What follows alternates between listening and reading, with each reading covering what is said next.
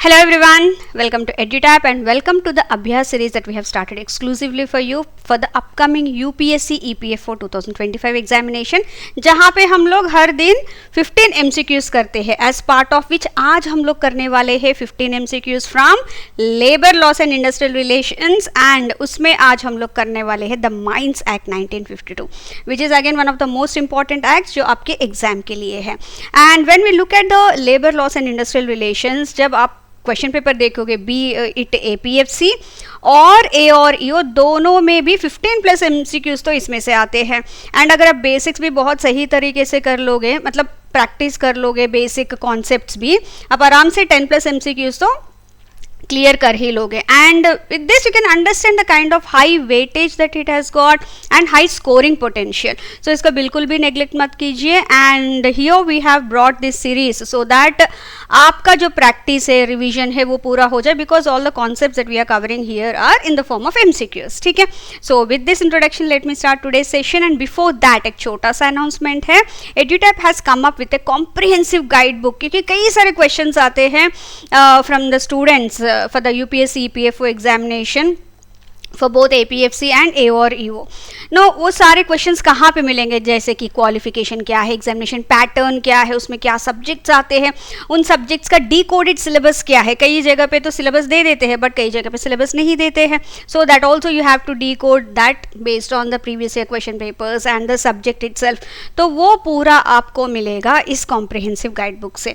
इसको डाउनलोड करने के लिए लिंक हमारे डिस्क्रिप्शन बॉक्स में, इसी वीडियो का डिस्क्रिप्शन बॉक्स में है. And along with that you will be provided in this guidebook with the previous years solved questions, that is solved previous year questions, जो आपके लिए एक अपना स्ट्रैटेजी बनाने के लिए, प्लानिंग बनाने के लिए किस तरह के क्वेश्चंस पूछे जाते हैं, that all you will be able to know from that. So link already provided in the description of this video. Please उस पर क्लिक कीजिए and you will be taken through some 1 और 2 स्टेप्स ओनली, ज़्यादा भी नहीं है. And the entire content would be delivered to your email ID. ठीक है. So please do that and that will help you in making your जो preparation journey है आपका इस एग्जाम के लिए, वो बहुत स्मूथ हो जाएगा. So here comes the first question. According to the mines Act a week is defined as, to understand कि कब उनको लीव देना है, क्योंकि एवरी वीक एक दिन का हॉलीडे होता है. To understand all that a week is defined as 7 days beginning at the midnight of Saturday night or another night as approved by the chief inspector or the inspector.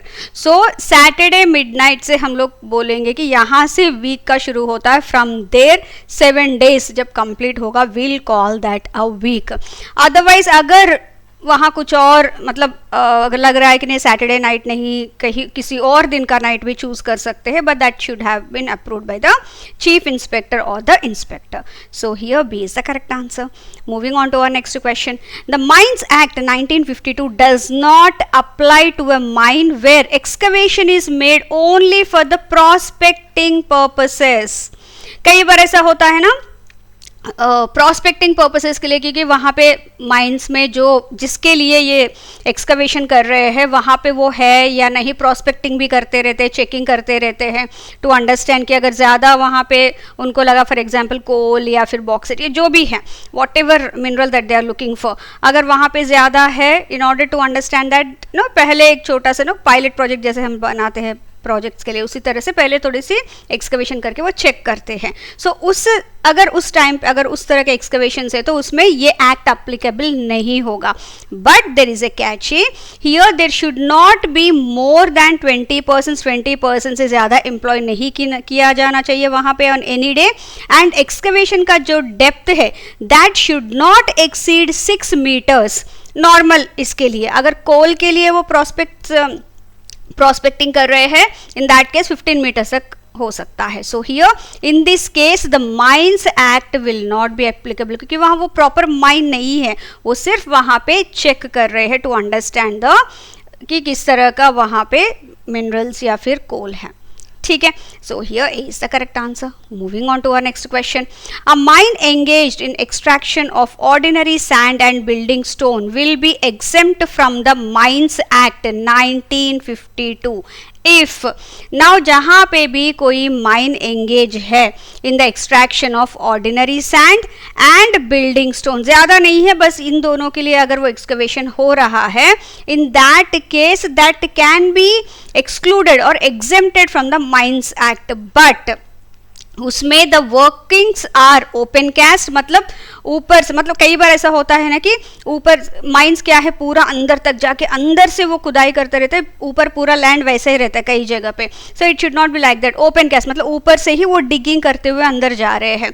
And the depth should not B 6 meters. Number of persons employed does not exceed 50 and they should not use any explosives. In that case, if the mine is engaged in the extraction of the ordinary sand and building stone, then that would be exempted from this Mines Act.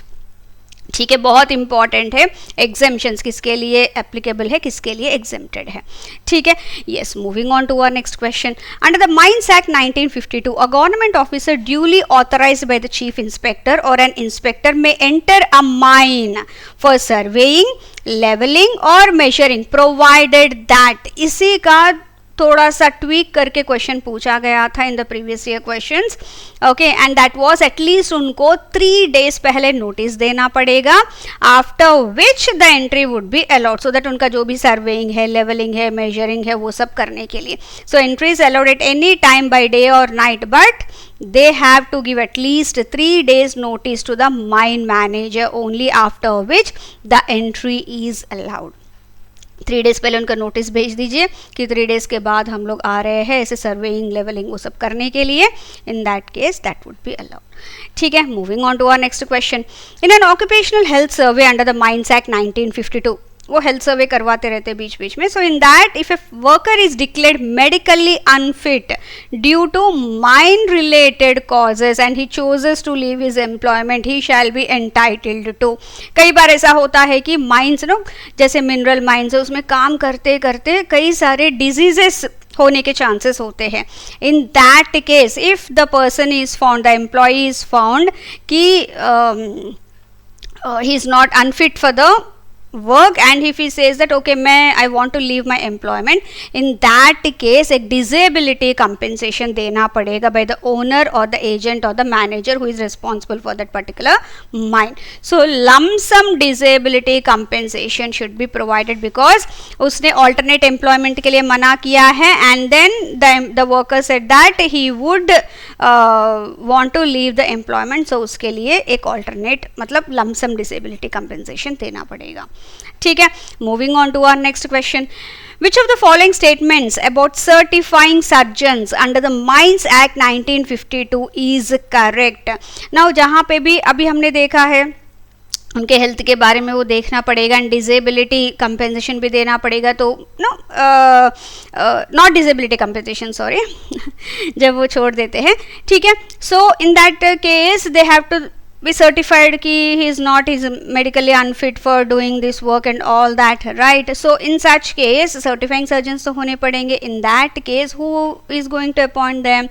So here the central government may appoint qualified medical practitioners as certifying surgeons, but they cannot have any direct or indirect interest in a mine. अगर उस mine में उसको इधर directly, इधर उसकी family directly कर रही है, खुद वहाँ पे वो काम कर रहा है किसी अच्छे बड़े पोजीशन पे, या फिर इनडायरेक्टली मतलब उसके फैमिली मेंबर्स कोई किसी का वो माइन है, इन दैट केस ऐसे उसको बिल्कुल भी दे can not have any interest in that mine. बिल्कुल थर्ड पार्टी मतलब बाहर से, बिल्कुल उसको न्यूट्रल, उसको कुछ नहीं एसोसिएशन है उस पर्टिकुलर माइन से. In that case central government is the one that will appoint, may appoint. Okay, requirement के हिसाब से that can appoint the medical practitioners as certifying surgeons. Moving on to our next question. Which of the following is not a function of the committee under the provisions of the Mines Act 1952? Now कई बार committees की formation होती है. Okay, now majorly उनका काम होता है to consider the proposals for making rules and regulations under the act and recommend them to the central government, because mines का जो अप्रोप्रिएट गवर्नमेंट है वो सेंट्रल गवर्नमेंट ही है. Okay, and also they can inquire into the accidents और matters referred by the central government and accordingly they will study and submit the reports to the government. ठीक है, and they can also hear and decide appeals और objections against the notices और orders under the acts, rules और regulations. वो देख सकते कुछ appeal आया है कि नहीं इस एक्ट के अंदर इस तरह से नहीं हुआ है, या फिर कुछ गलत हो रहा है तो कुछ नोटिस मिला है, so they can come to the committee and say कि नहीं as per this rule we are doing everything well. Mine का जो भी रिप्रेजेंटेटिव है तो all that they look into, but they can not grant mining leases और licences on behalf of the central government. वो central government के हाथ में ही है. So here this is not a function of the committee under the provisions of this act. ठीक है, moving on to our next question. As per the provisions of the mines act 1952, how many qualified mining engineers not directly employed in the mining industry, उस industry में काम नहीं कर रहे but yes they are qualified mining engineers working on some level are included in the committee constituted by the central government.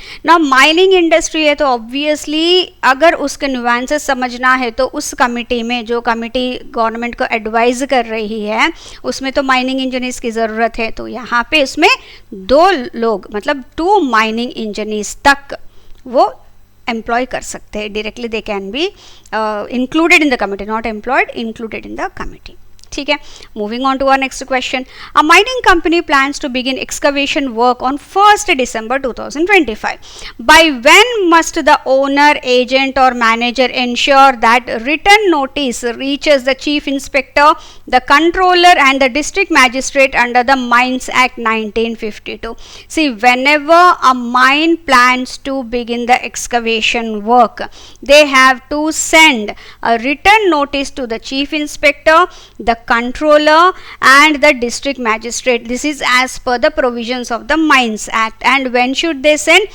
At least 1 month before starting the excavation. So here 1st December को उनको करना है तो at least on or before 31st October उनको भेजना पड़ेगा क्योंकि 1 month complete होगा.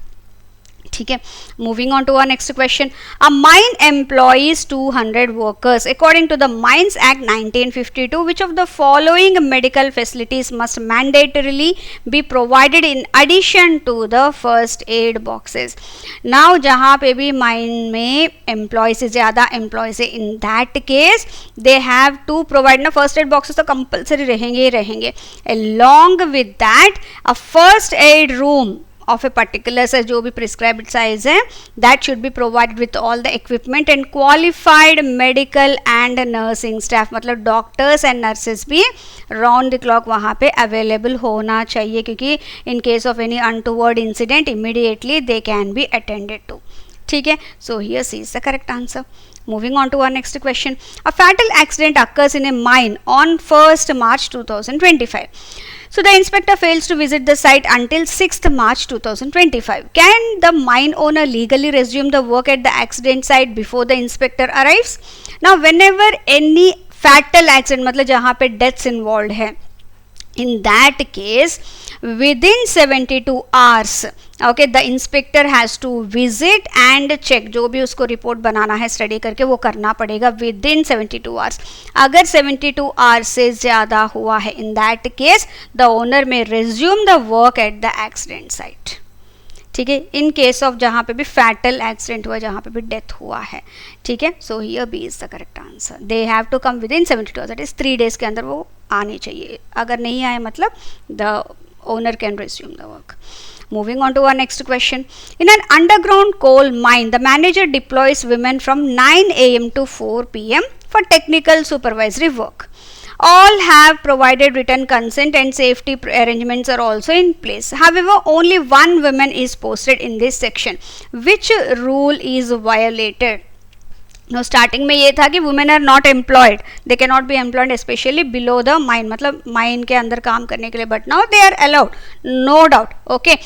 But वो group में at least 3 women a group of 3 women should work. So your deployment must always be in a group of not less than 3 women in a shift.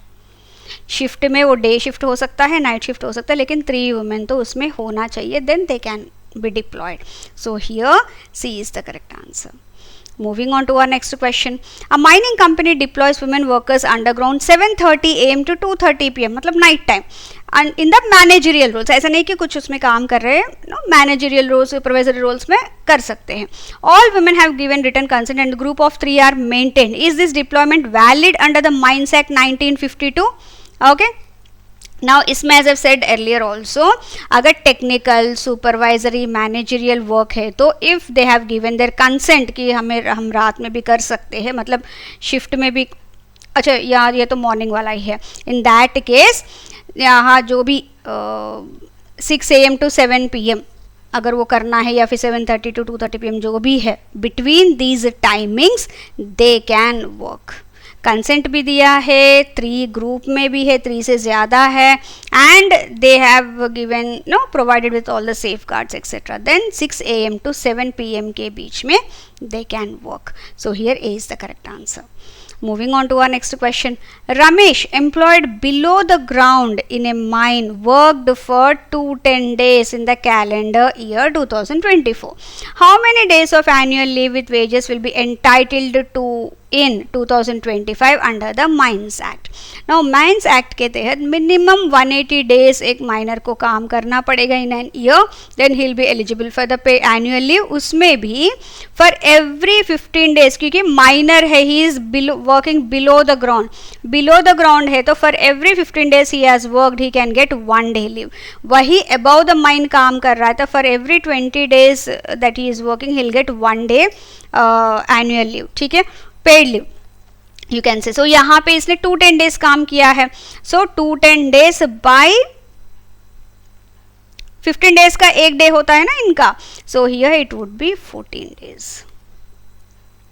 ठीक है, सो 3 5 15, 3 7 21 0, 5 1 5, 5 4 20, so it is 14 days that it is. So 14 days का उसको annual leave मिल सकता है.